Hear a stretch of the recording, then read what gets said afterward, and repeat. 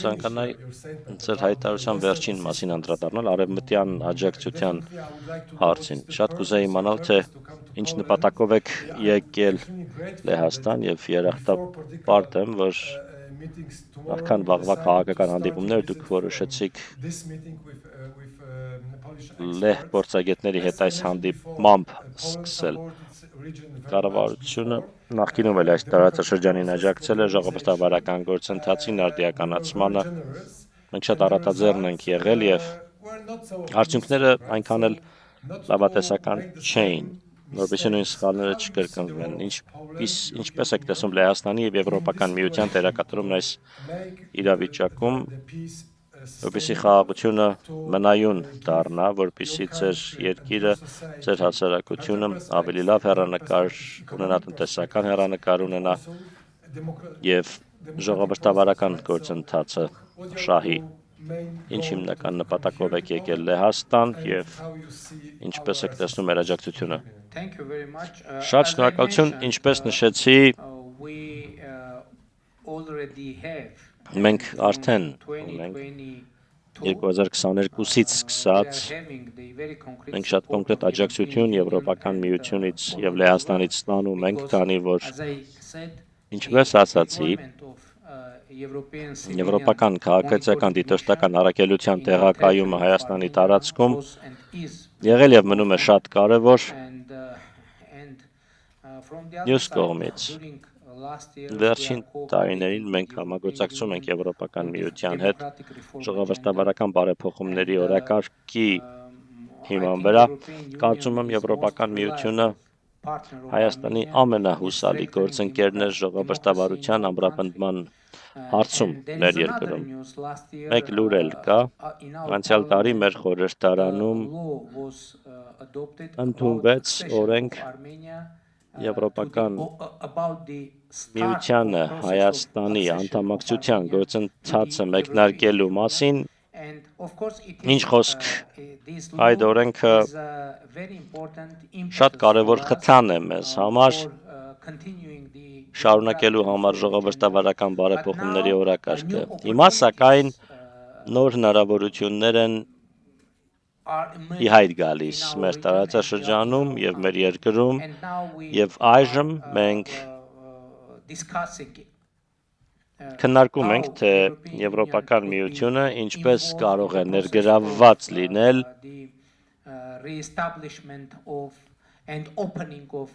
տարածաշրջանային հաղորդակցությունների բացմանը, վերահաստատմանը։ Մենք հույս ունենք, որ ներդրումներ կգան Եվրոպական միությունից եւ անդամ պետություններից։ Մենք կենտրոնանում ենք նոր հնարավորություններ գտնելու ուղղությամբ Հայաստանի համար, որպեսզի խորացնենք մեր համագործակցությունը Եվրոպական միության հետ եւ անդամ պետությունների հետ տարբեր ոլորտներում, տնտեսությունից մինչեւ ժողովրդավարական բարեփոխումների օրակարգ, մինչեւ պաշտպանություն եւ այլն։ Եվ մենք երախտապարտ ենք, որ վերջին տարիներին Հայաստանը մասնակցել է Եվրոպական խաղաղության հիմնադրամի ծրագրին։ Այդ ծրագրի շրջանակում մենք սկսել ենք համագործակցություն Եվրոպական միության հետ պաշտպանության բնագավառում։ Ինչ խոսք ժողովրդավարության պաշտպանությունը եւ զարգացումը մեր երկրում շատ կարեւոր է եւ մենք այդ ուղղությամբ ենք համագործակցում Եվրոպական միության եւ անդամ պետությունների հետ։ Շնորհակալություն։ Մեկ հարցեր իմ կողմից, հետո խոսքը կփոխանցեմ բոլոր մասնակիցներին։ Մենք երևի դեռ 30 րոպե ունենք քննարկման համար։ Դուք նշեցիք Թուրքիայի հետ հարաբերությունների մասին, որը շատ կարևոր երկիր է,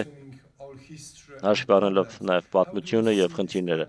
Այդ երկիրն այսօր ինչպես եք տեսնում, արդյոք տեսնում եք նույնչափ բաց է այդ պետությունը, որքան դուք խաղաղության գործընթացի նկատմամբ նշեցիք, որ սահմանը դեռ փակ է։ Ինչպես եք տեսնում այդ գործընթացը եւ Թուրքիայի հետ հարաբերությունների հեռանկարը։ Ինչպես ասացի,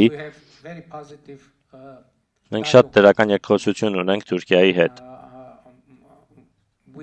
Մենք հանդիպումներ ենք ունենում մշտապես մենք խորհրդակցություններ ենք ունենում, բայց իհարկե ամենակարևոր իրադարձությունը, որը հույս ունենք տեսնել, դա դիվանագիտական հարաբերությունների հաստատումն է, պաշտոնական դիվանագիտական հարաբերություններ Հայաստանի և Թուրքիայի միջև, եւ ինչ խոսք ցամաքային սահմանի բացումը։ Ինչու եմ ես նշում հենց ցամաքային սահմանը,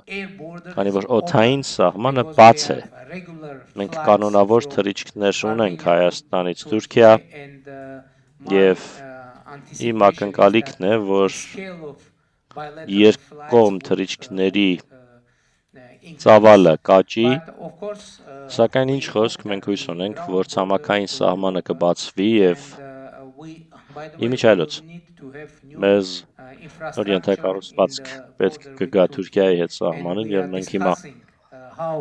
քննարկում ենք, թե Եվրոպական միությունը ինչպես կարող է աջակցել այս հարցում։ Ուստի ես հավատացած եմ, որ գործընթացը ծավալվում է եւ շատ շուտով կտեսնենք ինչ որ բան։ Առնվազն մթնոլորտը եւ մեր հարաբերությունների մթնոլորտը շատ պատրաստ է դրան։ Օրինակ, ներկայումս մենք այդ շրջանակում որևէ խնդիր չունենք։ Տպավորությունն այն է, որ կա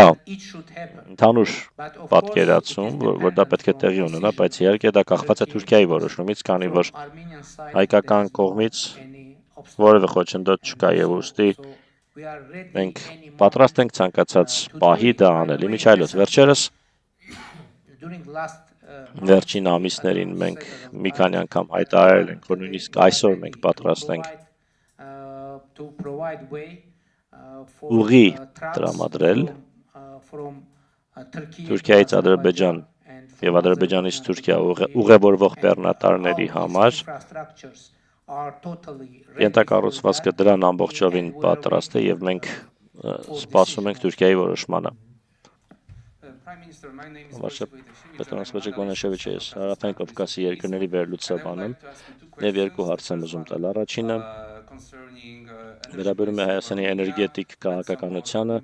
Մեծամորի ատոմակայանը պետք է նախատեսվում է փակել 10 տարվա կտրվածքով եւ ձեզ անհրաժեշտ կլինի նոր ատոմակայան կառուցել։ Հարցս հետեւյալն է. երբ եք որոշում կայացնելու այն հարցում, թե ով է կառուցելու այդ ատոմակայանը, ամերիկացիները, ռուսները կամ միգուցե այլ պետություններ։ Երկրորդ հարցս անվտանգության մասին է Հայաստանի։ Կցանկանայի ձեզ հարցնել ռուսական ռազմաբազայի մասին Գյումրի քաղաքում արդեն մտածել եք դիմել Ռուսաստանին այդ բազան փակելու հարցով։ Շնորհակալություն։ Գիտեք, ինչ վերաբերում է էներգետիկային, վերականգնվող էներգետիկան նոր հնարավորություններ է բացում մեր երկրի համար, քանի որ պատմության մեջ դա առաջին հնարավորությունն է Հայաստանի համար, այսպես ասենք, անկախ լինել էներգետիկայի առումով։ Երկրում արևային էներգետիկան սրընթաց զարգանում է։ Դուք գիտեք, որ մեր երկրում ունենք խորհրդային ժամանակ կառուցված ատոմակայան։ Վերջին տարիների ընթացքում մենք կարողացել ենք ատոմային էներգետիկայի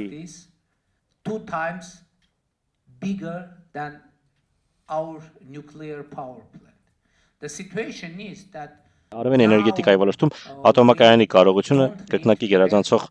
կարողություն հաստատել եւ մենք հիմա մեծ ատոմակայանի կարիք մենք չունենք հաշվի առնելով հենց նոր նշածած գործընթացները։ Ուստի մեր փորձագետների գնահատականով մեզ անհրաժեշտ է ունենալ փոքր ատոմակայան։ Ահա թե ինչու մենք նախնական որոշում ենք կայացրել, որ փոքր մոդուլային տիպի միջուկային ատոմակայան ենք ունենալու։ Հիմա մենք քննարկում ենք այդ հնարավորությունը մեր գործընկերների հետ, մենք դա քննարկում ենք ԱՄՆ-ի հետ, Ռուսաստանի հետ, Չինաստանի հետ, Հարավային Կորեայի հետ, Ֆրանսիայի հետ, եւ մենք որոնում ենք լավագույն առաջարկը մեր երկրի համար։ Եվ այս գործընթացը շարունակվում է, դեռևս վերջնական որոշում չունենք,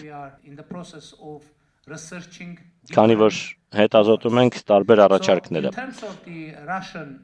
Ինչ վերաբերում է ռուսական ռազմական ներկայությանը մեր երկրում, դուք գիտեք, որ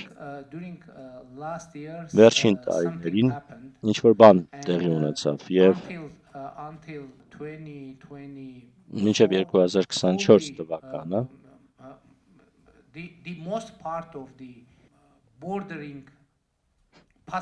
սահմանային անցակետերի մեծ մասը գտնվում էին Ռուսաստանի հսկողության ներքո կամ այնտեղ կար ռուս սահմանապահների ներկայություն, օրինակ մեր միջազգային օդանավակայանում, սակայն ներկայումս բոլոր սահմանային անցակետերը մեր սահմանների վերահսկվում են Հայաստանի սահմանապահների կողմից։ Բնականաբար մենք շնորհակալ ենք Ռուսաստանին այնտեղ ներկայության համար, որպես նորանկախ պետություն 90-ականների սկզբներին մենք կարողություն չունեինք այդ տեսակի ծառայություններ մատուցելու, բայց ներկայումս մենք կարող ենք եւ մենք զարգացնում ենք մեր կարողությունները եւ իհարկե մենք կընդլայնենք մեր գործունեությունը եւ աշխատանքները, որոնք կվերահսկվեն հայ սահմանապահների կողմից։ Ինչ վերաբերում է ռազմաբազային, մենք որևէ պլան ծրագրեր չունենք եւ մտահոգություններ էլ չունենք կապված ռուսական ռազմաբազայի ներկայության հետ, ուստի մենք սերտ գործընկերներ ենք Ռուսաստանի հետ եւ շատ սերտ տնտեսական կապեր ունենք, քաղաքական կապեր ունենք, թեպետ դուք գիտեք, որ մենք սառեցրել ենք մեր մասնակցությունը ՀԱՊԿ-ին եւ դա կապված էր որոշ իրադարձությունների հետ, որոնք տեղի ունեցան 2022 թվականին, քանի որ Հայաստանը հիասթափված էր ՀԱՊԿ-ից, քանի որ ունենալով իրավական պարտավորություն ՀԱՊԿ-ը հավուր պատշաճի չարձագանքեց անվտանգության մարտահրավերներին, որոնք կային Հայաստանի համար։ Մյուս կողմից սակայն մենք ասում ենք, որ մեր հարաբերությունները Ռուսաստանի հետ ներկայումս վերափոխման փուլում են։ Մենք ներկայումս նոր հարաբերություններ ենք ստեղծում Ռուսաստանի հետ, ձևավորում Ռուսաստանի հետ, սակայն մենք իհարկե վճռական ենք եւ կցանկանայինք զարգացնել մեր հարաբերությունները Ռուսաստանի հետ, բայց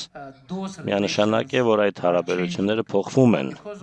բազմաթիվ գործոնների պատճառով։ Իմիջիայլոց շատ կարևոր է ընդգծել, որ 2020-ի նոյեմբերին Ռուսաստանի եւ Ռուսաստանի նախագահի դերը վճռորոշ եղավ Ադրբեջանի հետ հրադադարի հաստատման հարցում։ Իհարկե դրանից հետո եղան ստորագրված փաստաթղթի տարամեկնաբանություններ, նոյեմբերի 8-ի փաստաթղթի մասին է խոսքը, ուստի այն վերածվեց հռչակագրի, որը մենք Ադրբեջանի հետ ընդունեցինք Վաշինգտոնում, բայց շատ կարևոր է նշել, որ նոյեմբերի 8-ին Ռուսաստանի դերը եւ անձամբ Ռուսաստանի նախագահի Վլադիմիր Պուտինի դերը շատ կարևոր եղավ հրադադար հաստատելու հարցում Հայաստանի եւ Ադրբեջանի միջեւ։ Պարոն վարչապետ, Շնորհակալություն, որ եկել եք Վարշավա, կարծում եմ կարևոր է եւ ես Պոլացկի հիմնադրամը ներկայացնել, որն օգնում է ներկայությանը կազմակերպելու Երևանյան դիալոգ ժողովը, որին այս տարի հույս ունենք բոլորս մասնակցել։ Ես երկու կարճ հարց ունեմ, մեկը հեշտ, երկրորդը միգուցե ոչ։ Առաջինը վերաբերում է Եվրոպական քաղաքական համայնքի գագաթնաժողովին։ Ինչ ակնկալիքներ ունեք այս տարվա մայիսից, որը դուք հյուրընկալ եք, ավելի քան 40 առաջնորդներ Եվրոպայից կգան, եւ երկրորդը ԱՄՆ-ի եւ Իրանի հարաբերությունները։ Գիտեմ, որ դուք լավ հարաբերություններ ունեք Իրանի հետ, բայց եթե իրենք փոխզիջում չգտնեն եւ լինի ճգնաժամ տարածաշրջանում, ինչպես դա կազդի Հայաստանի կայունության եւ ընդհանրապես գործընթացի վրա։ Շնորհակալություն։ Ինչ խոսք մենք անհամբերությամբ սպասում ենք Եվրոպական քաղաքական համայնքի գագաթնաժողովի Երևանում այս տարվա մայիսին հյուրընկալելու, դա մեզ համար մեծ պատիվ է հյուրընկալել այդ շատ կարևոր գագաթնաժողովը եւ շնորհակալ ենք մեր եվրոպացի գործընկերներին նման հնարավորություն մեզ Հայաստանին ընձեռելու համար։ Դա շատ քաջ եւ խիզախ դրսևորում կլինի հարաբերությունների նոր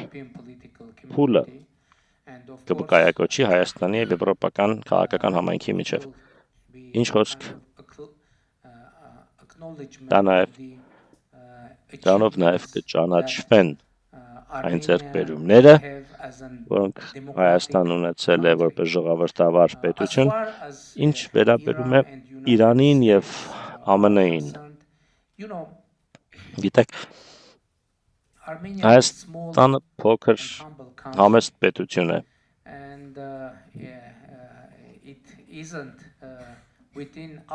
Եվ մեր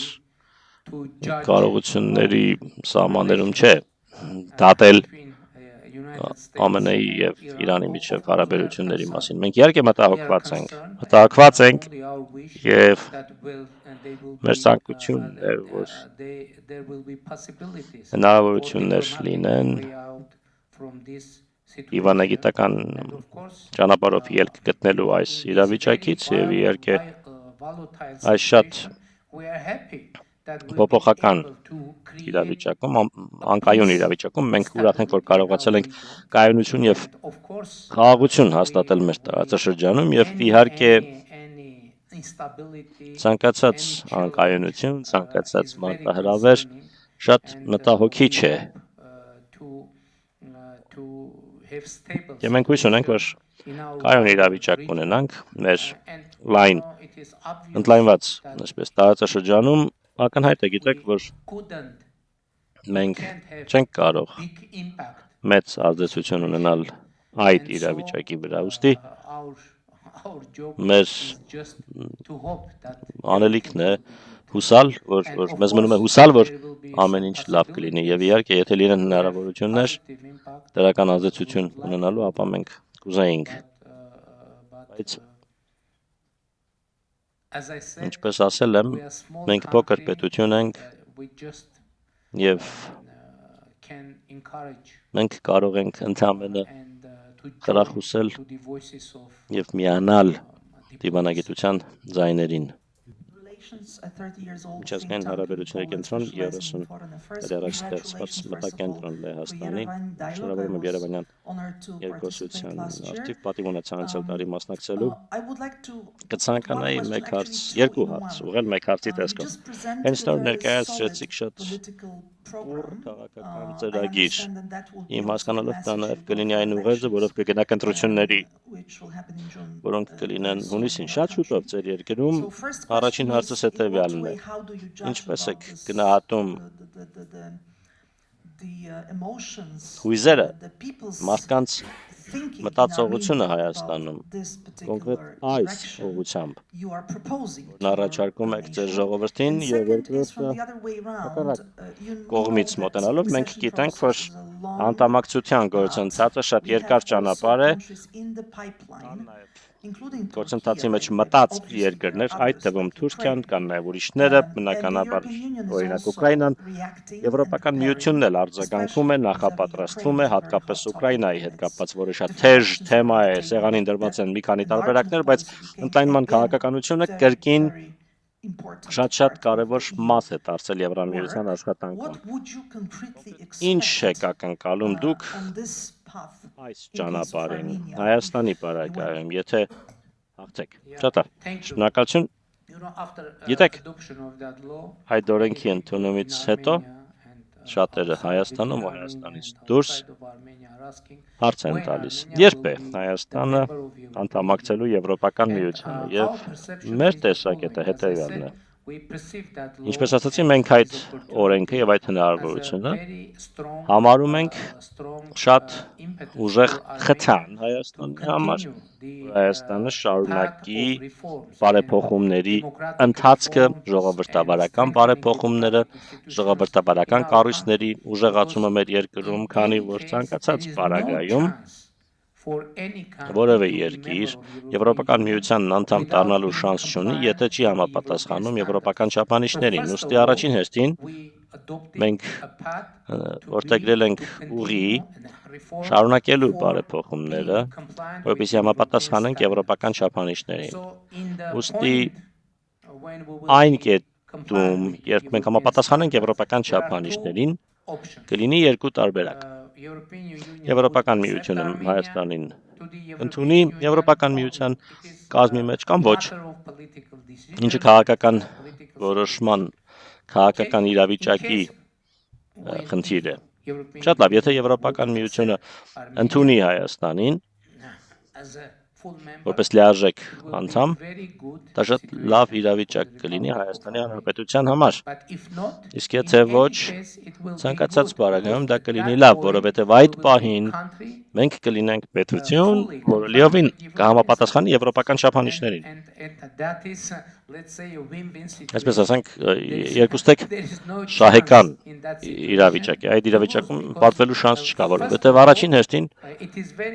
շատ կարևոր է մեզ համար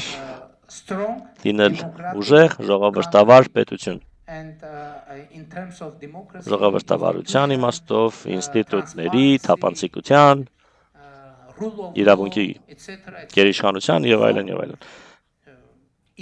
Ցանկացած պարագայում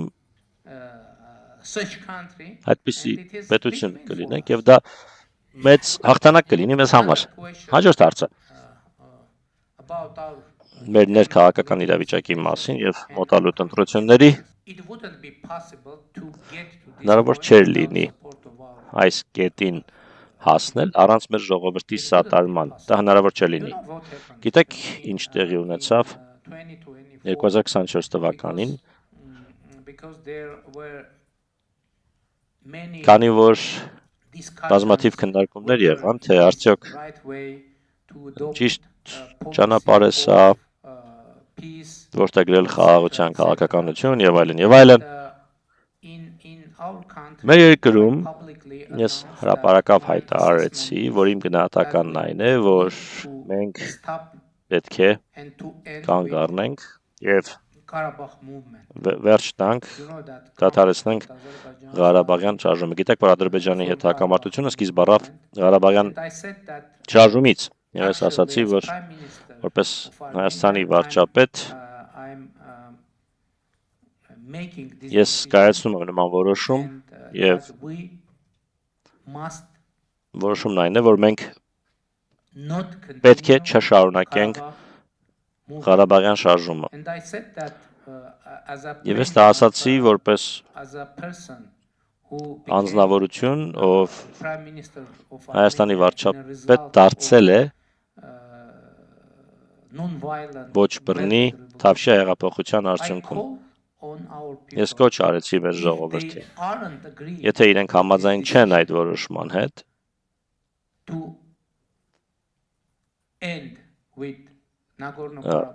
ավարտելու Լեռնային Ղարաբաղի Ղարաբաղյան շարժումը, ես կոչ արեցի մեր ժողովրդին ոտքի կանգնել եւ մեր կառավարությունը հեռացնել իշխանությունից հեղափոխության միջոցով, համանման հեղափոխության միջոցով, եւ ես ենթադրում եմ, որ շատ չեն եղել վարչապետերն, ովքեր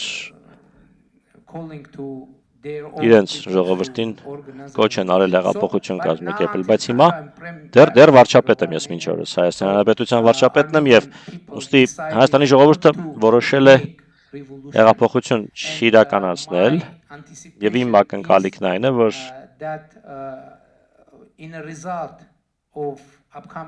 մոտակա ընտրությունների արդյունքում հայ ժողովուրդը, Հայաստանի ժողովուրդը կհաստատի մեր նվիրվածությունը հաստատված խաղաղությանը եւ այս քաղաքականությանը։ Իհարկե ընտրությունները միշտ բարդ են, բայց ես քաղաքական ուժեղ հավատ ունեմ, որ Հայաստանի քաղաքացիները, Հայաստանի ժողովուրդը կվերահաստատեն մեր նվիրվածությունը այս ռազմավարությանը եւ այս գաղափարախոսությանը, որը մենք անվանում ենք իրական Հայաստան գաղափարախոսություն։ Alright, so Diana Skaya from TVP World. TVP World, please. Բարի գալուս Լեհաստան, շատ ուրախ ենք, որ դուք ստեղ եք։ Ձեզ էլ բարի գալուս, պարոն Միրզոյան, remember you very well. Mr. Pashinyan, first of all, Pashinyan, you did mention something very very important. Դուք շատ կարևոր բան նշեցիք TVP World-ը, օտարերկրասակավաթի վրատումջոցներից էր սեպտեմբերին, որը Երևանում ուսաբանում էր ՆԱՏՕ-ի խորհրդարանական վեհաժողովը, եւ մենք ուսաբանեցինք եւ հետո նաեւ Avocun նշեցիք Եվրոպական միության դիտորդական առաքելությանը, որը Եղիգնաձորում է տեղակայված։ Պարոն Փաշինյանն, պարոն վարչապետն ասաց 25 թվականից ի վեր սահմանային բախումներ սահմանամերձ գոտիներում չեն եղել, եւ դա էլ կամանք է, որը Եվրամիության առաքելությունը հաստատեց բարեկցության ընթացքում մեզ հետ 25-ից ի վեր։ Ոչ միայն առաքելության, մենք նաեւ խոսեցինք բնակիչների հետ, ովքեր ապրում են սահմանամերձ տարածքներում Եղիգնաձորում եւ մենք նույն պատասխանները իրենցից ենք ստացել, ներկայումս աշխատում ենք կարճ վավերագրական ռեպորտաժի վրա, նաեւ կհացազրույց պարոն Միրզոյանի հետ այնտեղ Վարշավայի անվտանգության գագաթնաժողովի ժամանակ արված երկու հարց եմ տալու կարճ խնդրեմ, շատ կարճ։ Իրականությունը հետևյալն է, պարոն վարչապետ, ընտրություններ են սպասվում հունիսին։ Դուք նշեցիք, որ կան իհարկե դիվանագիտական հարաբերություններ Ռուսաստանի հետ, դրանք շարունակվում են, սակայն աճող մտահոգություններ կան իհարկե մի շարք հայերի շրջանում նաև Եվրոպայում, որ Ռուսաստանի դաշնությունը, ոչ միայն Ռուսաստանը, այլ նաև օտարերկրյա միջամտություն կարող է լինել ընտրություններին։ Հայաստանը ինչպես է պատրաստվում, դուք ինչպես եք պլանավորում հաղթահարել դա, եղել են արդյոք կոնկրետ քաղաքականություններ, որոնք իրագործմամբ կապահովեք արդար ազատ ընտրությունների անցկացումը Հայաստանում, ինչպես հենց նոր ասացիք դուք ասացիք, ես հիշում եմ այդ տեսանյութերը, դուք եք ասել, եթե կային մարդիկ, ովքեր խնդիր ունեին ձեր շարժման հետ, ձեր կոչի հետ, իրենք ձայնը կբարձրաձայնեին, բայց դուք դեռ մինչև հիմա Հայաստանի վարչապետն եք։ Ինչպես ասացի, Հայաստանը ժողովրդավարական պետություն է։ Մեր ժողովուրդը հնարավորություններ կունենա ժողովրդավար ճանապարհով որոշելու մեր երկրի ապագան։ Իհարկե, բազմաթիվ ռիսկեր կան։ Ես գիտեմ, որ ասեկոսներ կան, պնդումներ եւ այլն, որոշակի գործելակերպեր, ահռելի ապատեղեկատվություն, որին մենք հիմա բախվում ենք, բայց մյուս կողմից ինչպես վարվել։ Ինձ համար մնում է մի բան, անմիջական երկխոսության մեջ լինել մեր ժողովրդի, մեր հասարակության հետ, հնարավորինս թափանցիկ լինել, հնարավորինս ազնիվ, անկեղծ լինել, անմիջական խոսել, ցանկացած քաղաքական գործչի համար դա շատ կարևոր է, երևի ամենակարևոր բանն է հնարավորինս համոզիչ լինել։ Եթե հաջողության հասնենք, իսկ ես համոզված եմ, որ մենք հաջողության կհասնենք։ Բարև ձեզ, պարոն վարչապետ, my name is Eva Polak, representing Polak here both Kasmi Pulaski Foundation Kasmi and Pulaski Voice of Foundation. International Aid. And Prime Minister Պարոն recent վարչապետ, openness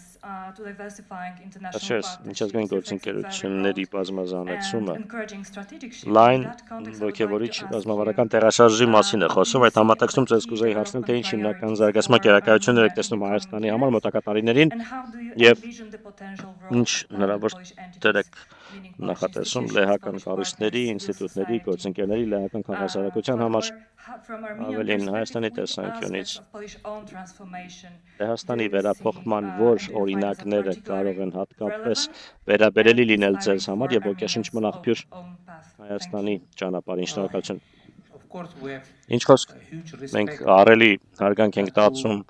Polish state. Լեհաստանի պետականության նկատմամբ։ Of course, the traditions of already long Իհարկե traditions of Polish democracy. Լեհաստանի ժողովրդավարության արդեն տևական ժամանակ կայացած ավանդույթների նկատմամբ մենք շատ բան ունենք սովորելու Լեհաստանից And of course, as I said, եւ we ինչ are խոսք ինչպես thankful ասացի մենք for երախտապարտ ենք supporting us մեզ սա in the տարելու համար framework of European Union, Եվրոպական միության bilateral շրջանակում եւ level, երկկողմ մակարդակում etc. եւ այլն։ And the most important, you know, Ամենակարևորը գիտեք priority for our առաջնահերթություն government որպես մեր is կառավարության peace, համար խաղաղությունն է, democracy, ժողովրդավարությունը, stability, կայունությունը and եւ economic prosperity. տնտեսական բարեկեցությունը եւ ինչպես ասացի Now, new ներկայումս economic տնտեսական նոր հնարավորություններ են are emerging. առաջ գալիս։ So, of course, you know, Ինչ խոսք դուք it is totally, գիտեք I said already եւ ես that արդեն peace is ասել եմ որ something new. խաղաղությունը մեզ համար նոր բան է։ But could you imagine, Բայց կարող եք to have, երևակայել, to have, պատկերացնել, որ railways, երկաթուղի կլինի, open borders, բացահամաններ կլինեն, to have trade առևտուր կլինի with all neighbors. բոլոր հարևանների հետ։ Those also are factors Սրանք էլ են գործոններ, totally new for us. որոնք ամբողջովին նոր են մեզ համար եւ ներկայումս մենք բավական շոշափելի visible economic growth. տեսանելի տնտեսական աճ ունենք եւ ես հավատացած եմ, որ խաղաղությունը արդեն իսկ շատ դրական ազդեցություն ունենում է Հայաստանի տնտեսական կյանքի վրա, սոցիալական, հասարակական կյանքի վրա եւ մեր առաջնահերթությունն է դառնալ խաղաղության խաչմերուկ։ Այնինչ ես նկարագրեցի, այնինչ տեղի է ունենում հիմա Հայաստանում, ես սովորաբար ինչ եմ ասում, ինչ է հիմա Հայաստանում տեղի ունենում։ Հայաստանը եզրագծից մոտենում է կենտրոնին, իհարկե առանց ֆիզիկապես շարժվելու։ Հայաստանը մնում է նույն տեղում, որում եղել ենք նախկինում էլ, բայց հիմա մենք եզրերից մոտենում ենք կենտրոնին, շարժվում ենք դեպի կենտրոն, եւ դա միայն Հայաստանի մասին չէ, դա նաեւ եւ ամբողջովին նոր իրավիճակ է ողջ տարածաշրջանի համար, եւ սա հնարավորություններ է ստեղծում մեզ համար, որ միմյանց Հայաստանը եւ հարևան երկրները միմյանց ընկալենք նոր տեսանկյունից։ Ես ասացի, որ հնարավոր չէ դա, հնարավոր չէ թշնամանքի կոճակը միանգամից այսպես անջատել, բայց իհարկե գործընթացը սկիզբ է առել։ Ես հավատացած եմ, որ ես համոզված եմ, որ մեր տարածաշրջանում միմյանց մասին պատկերացումները կփոխվեն դեպի լավը, եւ անկեղծ ասած, դա մեր քաղաքական առաքելության մասն է։ Եվ ես հավատացած եմ, որ մենք ուժեղ կամք ունենք, որպեսզի այդ առաքելությունը իրագործենք, եւ իմ զգացողությունն այն է, որ կա վճռականություն ապահովելու արդյունք։ Ոչ միայն Հայաստանում կա, այլ նաև Ադրբեջանում կա։ Քանի որ տեսեք, Ադրբեջանը հոկտեմբերին հայտարարեց, որ բոլոր խոչընդոտները վերացնում է դեպի Հայաստան երկաթուղային տարանցման համար, դա իրական փոփոխություն էր, խաղը փոխվեց, իրավիճակը փոխվեց, ինչպես ասացի, մեր անկախությունից ի վեր նույնիսկ մեկ գնացք չի եկել Հայաստան-Ադրբեջանի տարածքով, իսկ այժմ դա տեղի է ունենում երևի ամեն շաբաթ, ինչը իրական փոփոխություն է of Armenia in Հայաստանի economy, կյանքում, մեր in տնտեսության livelihood, համար, մեր տարածաշրջանի and of կյանքում course, եւ it is իհարկե strengthening the political դա position ուժեղացնում է of the peace դա ամրապնդում է forces that խաղաղության are ուժերի claiming քաղաքական դիրքերը, այն ուժերի քաղաքական is դիրքերը, on the որոնք way մտնում են, որ միայն for our խաղաղությամբ country and our կարող region են մեր to երկիրը go. եւ մեր տարածաշրջանը առաջ շարժվել։ Շնորհակալություն, Շնորհակալություն, պարոն վարչապետ, շատ շնորհակալություն մեզ հետ այս խիստ հետաքրքիր լավատեսությամբ կիսվելու եւ դրական հեռանկարներ ներկայացնելու համար։ Համոզված եմ, որ Լեհաստանում դրական արձագանքը կգտնեք ոչ միայն քաղաքական մակարդակում, այլ նաեւ ՀԿ-ների փորձագետների շրջանում։ Շատ շնորհակալություն, որ եկաք, ներկայացրեցիք ձեր տեսակետը, ժամանակ տրամադրեցիք, եկեք միասին ծափահարենք պարոն վարչապետին։